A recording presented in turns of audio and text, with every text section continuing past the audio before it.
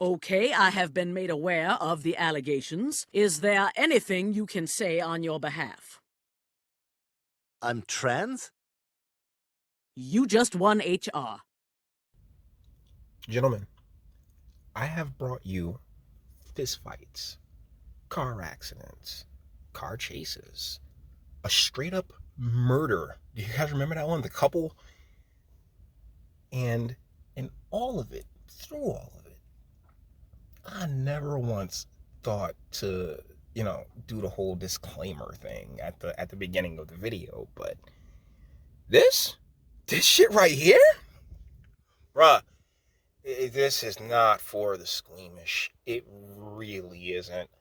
I mean, wow. If you think this is either put on or nonsense, this is a congressional hearing. We are listening to Dr. Anthony Levatino.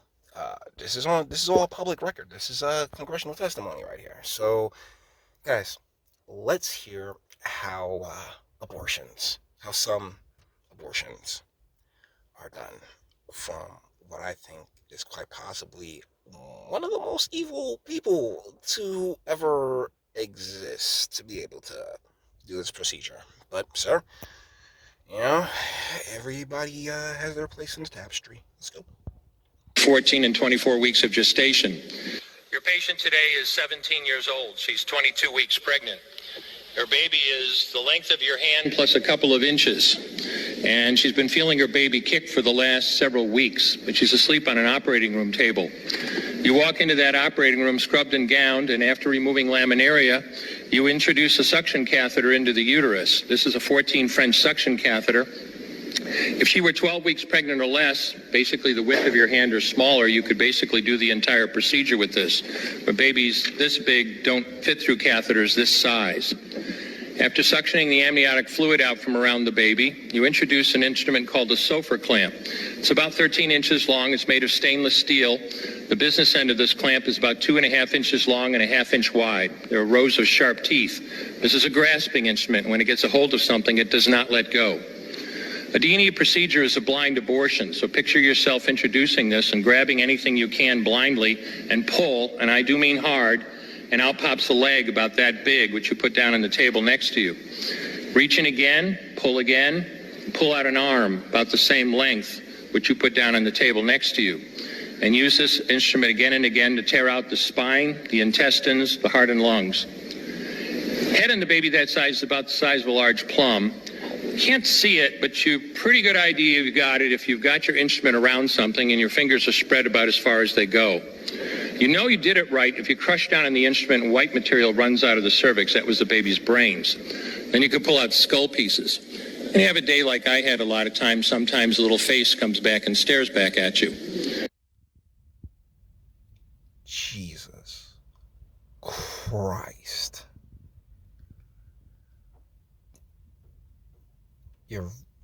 What we all heard was basically describing ripping a kid limb from limb.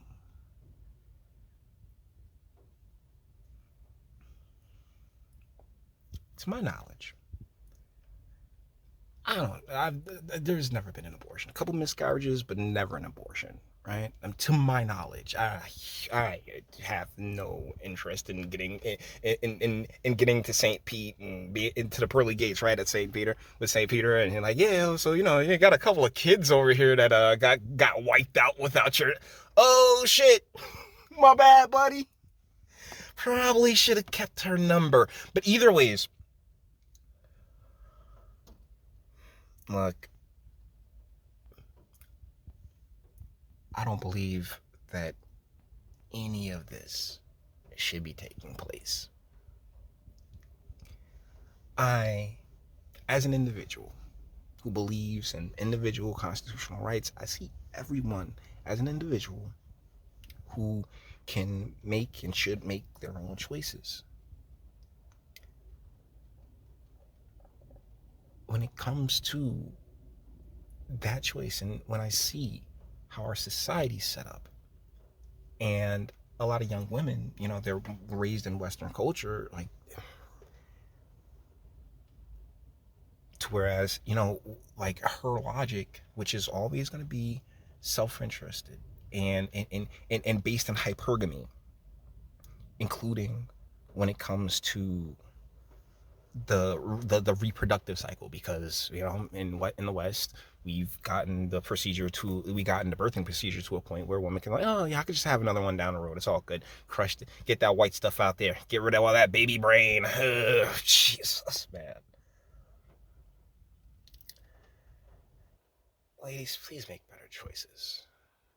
Please, you know, let the dude cream pie you only if you want to have the kid, if only if you want to make the life.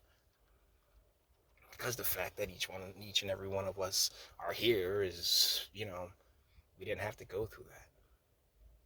But I don't know what it is. Maybe it's just me up in my old age. But if I were like, I'm grateful to my mom for, you know, not creating such a fate for me. I once again, you know, I gotta respect people's rights, and but at this point, you know, like in a general, like first and foremost, all the complaining about Roe versus Wade was bullshit, because it just returns it to the states. You got states such as my very own New Jersey. It's like, yeah, go ahead, girls. I mean, trust me. And when it comes to ratchet culture, when it comes to certain aspects of American culture, particularly, you know, the ratchets and the hood chicks, and, you know, like, oh, basically the welfare queens. This is just this fantastic welfare state that we've propped up, that's based around bureaucracy. You know, you see why the school system is as big and as powerful as it is, because it's filled with women who are usually single mothers, because, you know, once again, culturally, we've brought into just no need for fathers, no need for men, no need for masculinity, and it's all propped up or based off of taxpayer money. You know what I'm saying? Like all of it, like from the school systems to like, you know, to the bureaucracy within these local and municipal and county town halls. You know what I'm saying? Like, I mean, look at Essex County here in Jersey, man. Like, it's nothing but women. Like, they've saw so many women in these roles and in these positions, and their answer to everything is just raise taxes and more programs and shit, things that don't help. Yeah, ladies, this as like, you've had these rights for 50 years. You know what I'm saying? Like not these rights, because I don't want to call them a fucking right. You've had this option for 50 years, and the results have been trash. So the more peeling of that shit back, I mean, I don't believe you can put the toothpaste back in the bottle, but toothpaste back in the tube. But I do believe that, you know, shit with the, like, it's one of the reasons I recently did a video on Kevin Samuels, like, because, you know, all you can do is just like, hey, maybe these options, maybe there are other options you can take. Try taking your best option. You know, that's what you can, all you can ultimately tell someone who ain't you. So guys, that being said, we're going to bring this one to an end. All the internet stuff. If you like it, toss it a like, dislike, go ahead and do that too. Nobody's scared of you. Sub if you enjoy my fantastic voice. You don't get videos like this every single day. Share, because sharing is caring. And YouTube and Bitchute and like are the biggest fans of your boy over here for very obvious reasons. Bang the bell for notifications. Get something from Teespring. Check me out on Odyssey as well. Links in the description. Actually, go to the description box and do damage and speak. Let me know. What do you guys think in the comments? Sir, you know what? I mean, look, it's not something I could do. It's not something I could ever do. Like, what? Yikes. And I'm pretty sure you'll sit there. You've already been asked, how can you sleep at night? I'm like, well, ma'am, on my 3 million thread sheet blankets and shit. And it's like, hey, if it means that much to you while you're here, you know, when we all leave, because that's the fun part, guys. That's the fun part. It's the fun and the tragic part about existence, about life. It's that we here for a second, then we all go. And so, you know, best of luck to you, sir. I'm not, no. I'm not while on this plane of existence, whereas I may absolutely despise what it is that you do.